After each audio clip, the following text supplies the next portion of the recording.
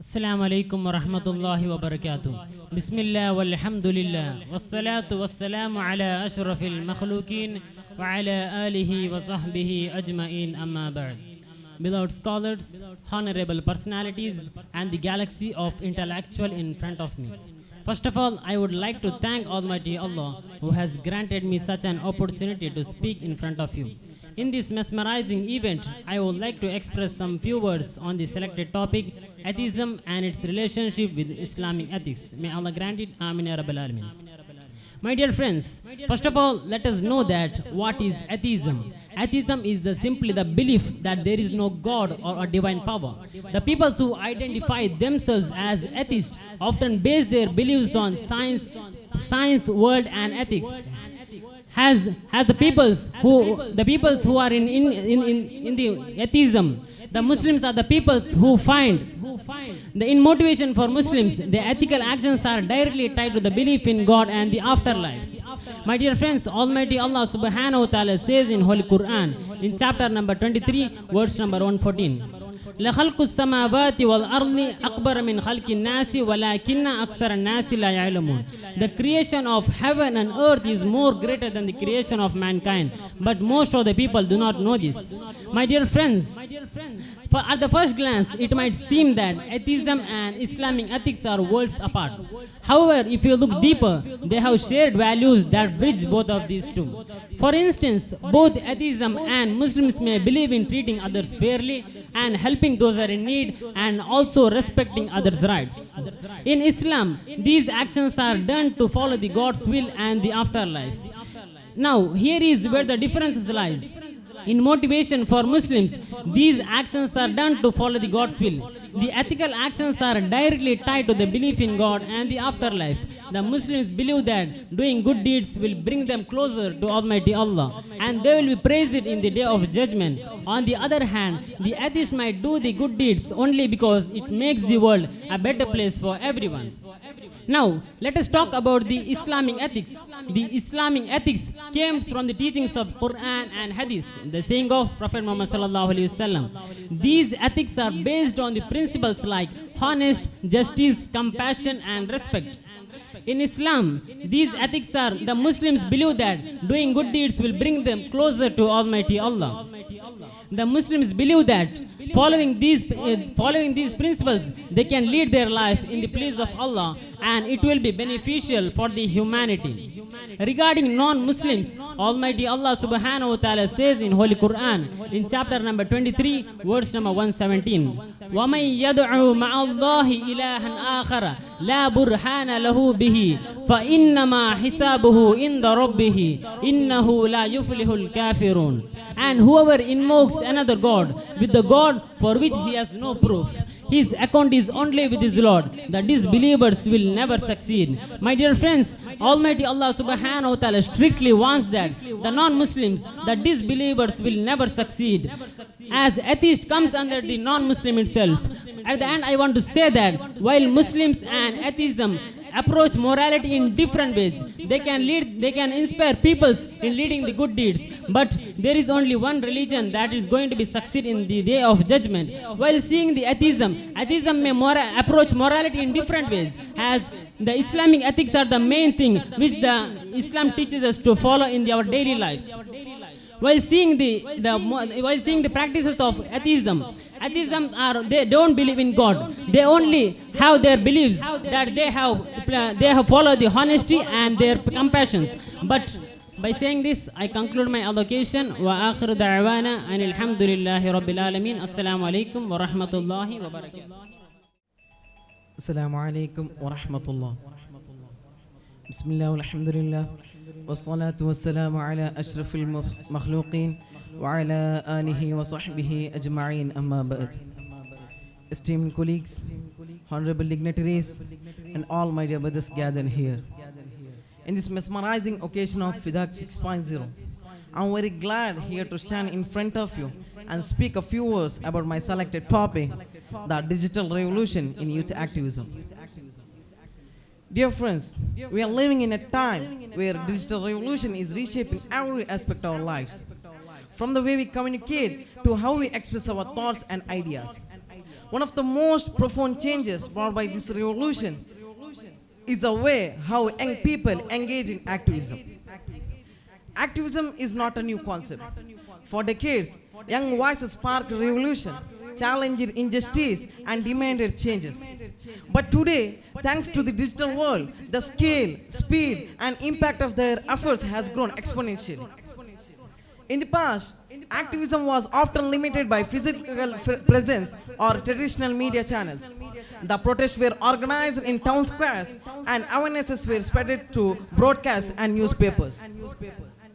But in the digital age, a hashtag, a tweet, or a viral video can spark a movement which resonates globally and explore every corner of the world.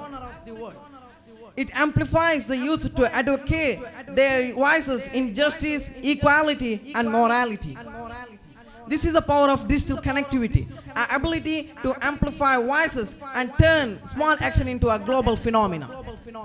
For instance, take Greta Thunberg, whose hashtag Friday for Future, a climate strike, started as a solitary protest outside the Swedish parliament. After gaining the attention of media, it inspired millions of people around the globe and demanded urgent climate action. The digital revolution allows local activists to become global action, empowering youth to amplify their voice in truth, equality, and better future. The vital thing which makes this revolution truly powerful is its inclusivity. A person in a small village can start a movement which resonates globally. It also allows a bridge between the gap of local and global. It also empowers youth to become a leader of a community and discardment. Dear friends, however, digital revolution is not without its challenges. The great power comes with great responsibility. Misinformation, cyberbullying, online harassment are significant issues every young activist must navigate. A single tweet can spread both truth and lies in a lightning speed, making essential for activists to become more vigilant and ethical in every approaches they make. The digital revolution has taught us that change does not need to wait for an institution or a leader. The power lies in the hand of every individual who are willing to make a change. So, my dear brothers, let us embrace the opportunity this revolution has offered while acknowledging its challenges, and empower youth to use this technology responsibly and amplify their voices in justice. Because digital revolution is not just a technology. It's an unwavering determination of youth who are willing to make a changes. By saying this, I conclude wa akhir da'wana alhamdulillahi rabbil alamin wa assalamu alaikum wa rahmatullah. Assalamu alaikum wa rahmatullahi wa barakatuh. Bismillah walhamdulillah assalatu wassalamu ala rasulillah wa ala alihi wa sahbihi ajma'in amma ba'd. Esteemed colleagues and honorable judges and all my dear friends gathered here. In this auspicious occasion, Fidaak 6.0, let's begin reflecting on our topic that often spark questions and dialogues, the relationship between atheism and Islamic ethics. First, we need to understand what is atheism means. Atheism belief that there is no God is a philosophical stance in gained prominence in recent times. An atheist often rely on reasons like logic and scientific evidence to support their worldview. They may question about existence of God due to perceived inconsistencies in religious text or lack of empirical evidence for divine. On other hand, Islamic ethics derived from Quran and teachings of Prophet Muhammad Mustafa sallallahu alaihi wasallam. It offers comprehensive moral code. It emphasizes virtues like compassion, honesty, justice, and respect for all human beings. Allah states in His Quran, chapter number 16, verse number 90. إن الله يأمر بالعدل والإحسان وإيتاء ذي القربى وينهى عن الفحشاء.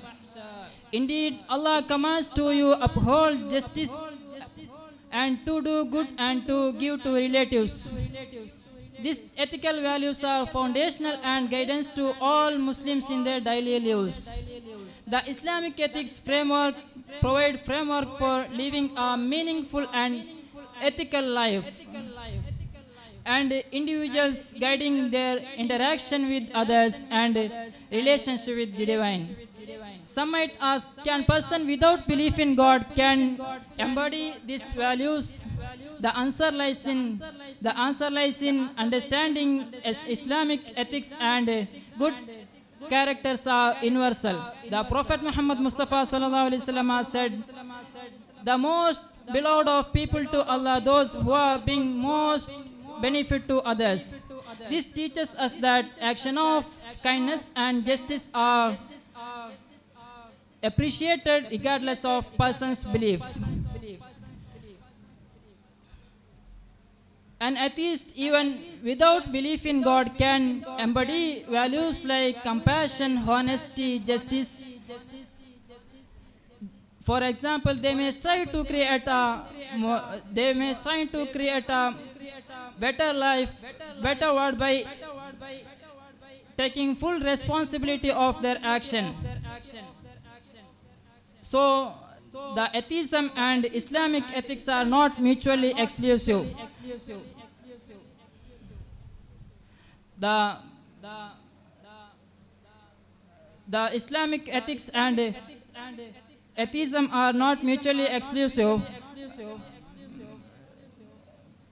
Let us try to embody our lives by creating a more logic, and by this I conclude my speech. وآخر دعوانا الحمد لله رب العالمين. السلام عليكم. السلام عليكم ورحمة الله وبركاته. بسم الله الرحمن الرحيم. الحمد لله رب العالمين، والصلاة والسلام على أشرف المرسلين وعلى آله وصحبه أجمعين. أما بعد.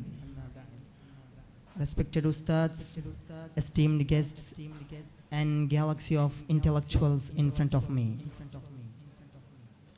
While we are discussing this topic, we have to understand what the Waqf Amendment Bill is and how it impacts Indian society. Dear brothers, Waqf is an Islamic charitable and endowment body which someone dedicates a part of their wealth permanently for the sake of Allah. It can be any kind of property such as a mosque or an educational institution which serves society. It is not only extremely beneficial to society but also highly rewarding after one's death. Prophet Muhammad Mustafa sallallahu alaihi wasallam said, إذا مات الإنسان انقطع عنه عمله إلا من ثلاثة إلا من صدقة جارية أو علم ينتفع به أو ولد صالح يدعو له. When a person dies, all of their deeds come to an end except for three things: ongoing charity, especially in the form of waqf, beneficial knowledge, and a child who prays for them. Dear brothers, our Indian constitution grants the right to waqf to acquire property in an Islamic manner through the Waqf Act 1995. Nowadays, our Indian Parliament has introduced an amendment by this act. By this bill, they aim to bring some significant changes to the Waqf Act 1995.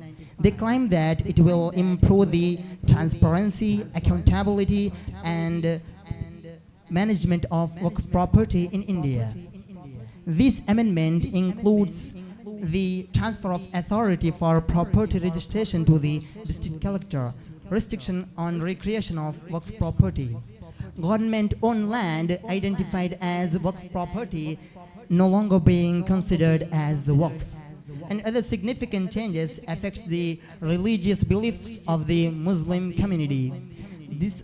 the main bill was made without any proper Muslim representation, which has sparked significant debate. This has led to potential impacts on the Muslim community, as the ownership of property can now be moved to the district collector. This undermines the authority of Waqf board. Due to this amendment, many Waqf property could be lost. It brings major changes to Section 40. Overall, this amendment bill impacts the Muslim community and their beliefs negatively, as it seems to infringe on their right to religious freedom. Dear brothers, this amendment bill also allows non-Muslims to be part of Waqf board, which has historically been managed by Muslims. This amendment raises questions about the guarantee of managing religious institutions independently, as provided by Article 26 of the Indian Constitution.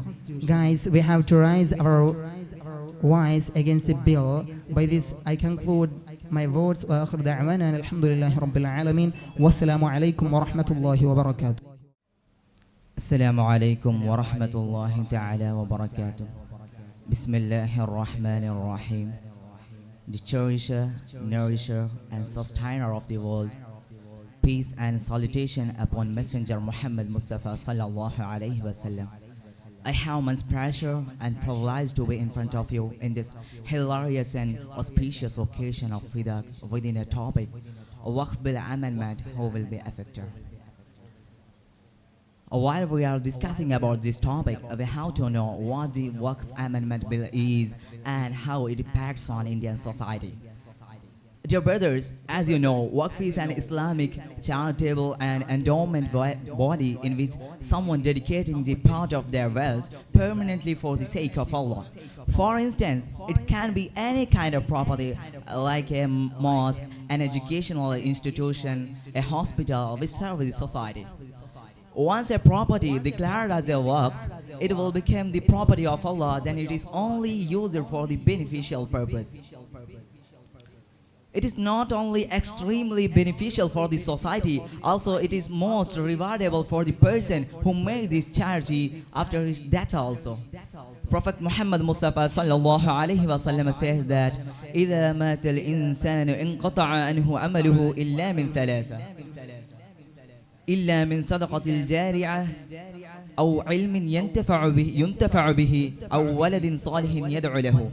If a person dies, is every single deed come to an end except for three things: ongoing charity, especially in the form of beneficial knowledge, and the child who prays for them.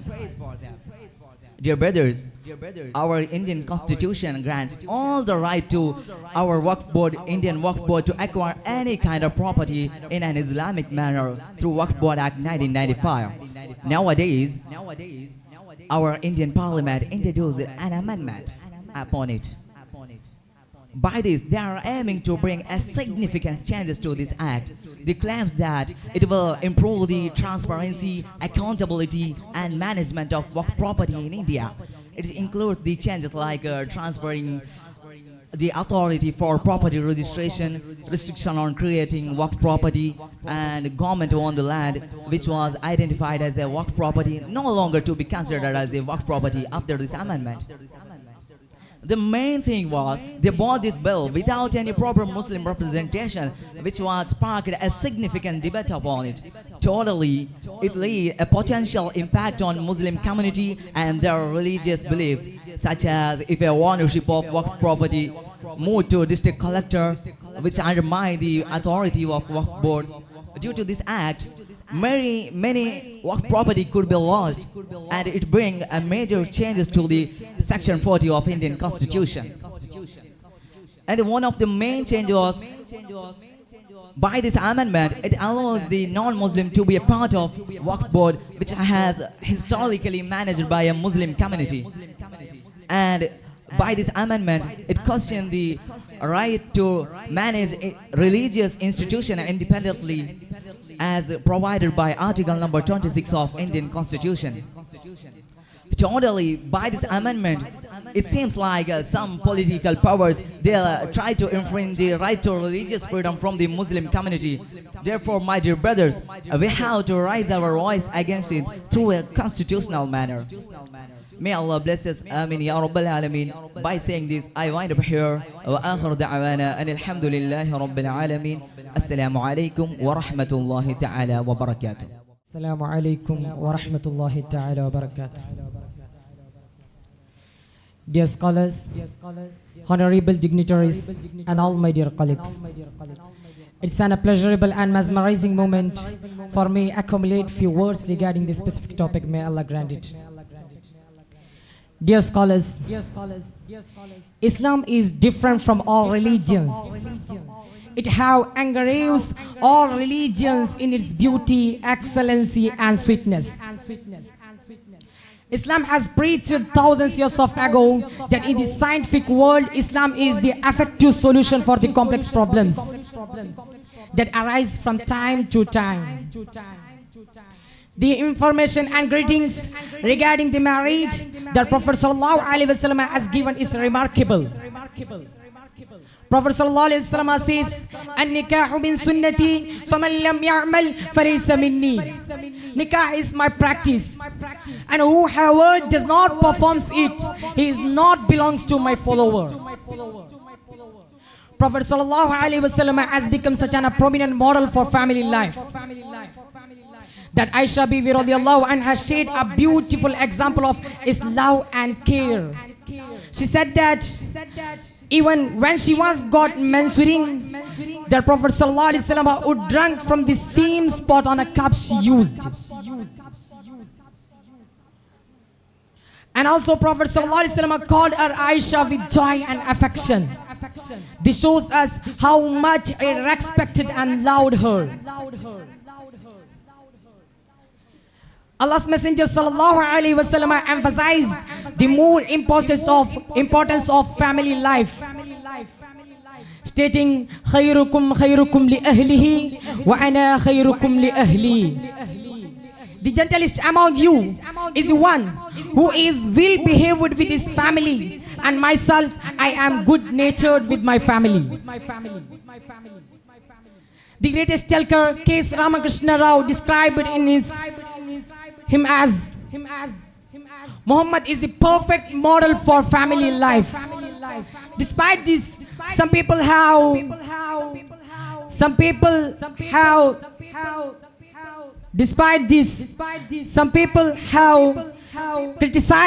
unfairly criticized him, especially for his marriages. The truth is, his marriages were not about personal desires.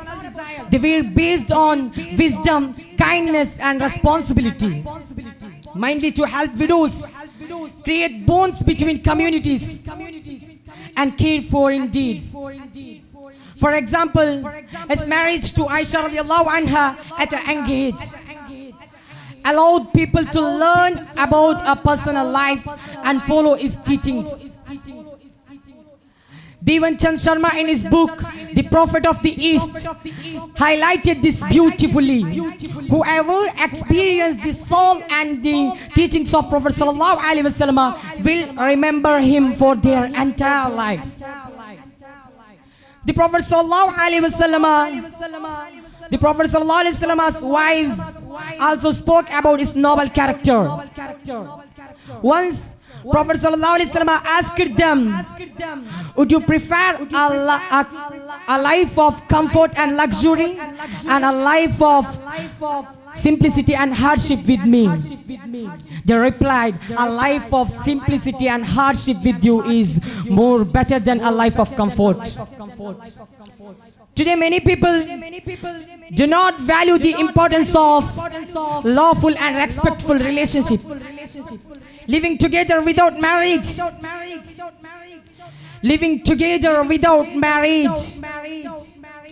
often causes problems like broken families, homelessness, and even diseases. The Prophet ﷺ warned against this. By this I conclude here. Wa akhiru da'wana alhamdulillahi rabbil alamin. Wassalamu alaikum wa rahmatullahi ta'ala. Assalamu alaikum wa rahmatullahi ta'ala wa barakatuh. Beloved scholars, honorable dignitaries, and my dear colleagues, and all those who are gathered here with the delightful gatherings. It's a pleasure to me to enhance the few words regarding my specific topic. May Allah grant it. Amin ya Rabbal Alameen. Beloved scholars, Islam is the religion which holds different types of contribution and knowledge. Islam is the effective solution of the problems.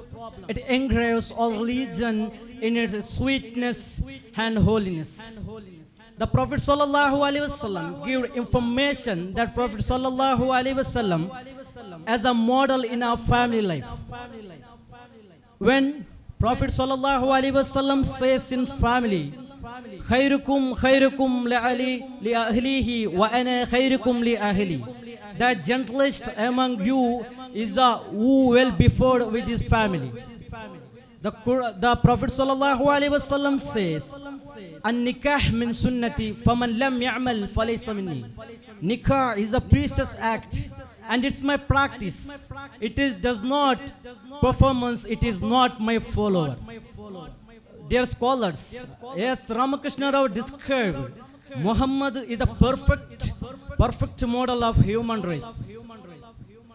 The Prophet ﷺ says in Ramakrishna Rao is described the Islam against the Islam. That Prophet ﷺ was married Aisha Bibi radiallahu anha when Aisha Bibi radiallahu anha was 9 years old, because it is shown in their lifestyle of Prophet ﷺ. The Prophet ﷺ, the great, such a model of family life. Once Prophet ﷺ, wives are questioned, which one is better life in your life? The Prophet ﷺ, 9 wives are replied, the hardship and distress filled life we do is more important than life. And I conclude my speech. Wa akhir da'wana alhamdulillahi rabbil alamin. Assalamu alaikum wa rahmatullahi ta'ala wa barakatuh. Bismillah walhamdulillah wassalatu wassalamu ala ashrafi rasulillah wa ala alihi wa sahbihi ajma'in, amma ba'd. Honorable dignitaries of dais, respected ustads, a symbol of curiosity, and my dear friends, today in this auspicious occasion, I would like to share some few words about my selected topic, the digital revolution in youth activism. May Allah grant us Ameen.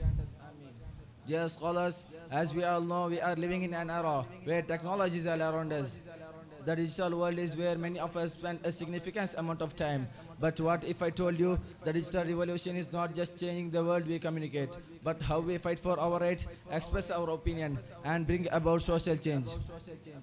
That's right. The youth activism is today heavily influenced by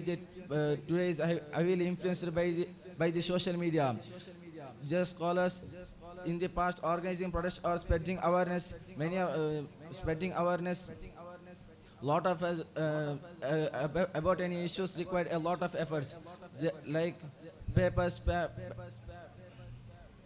By saying this, I conclude my speech. Wa akhir da'wana alhamdulillahi rabbil alamin.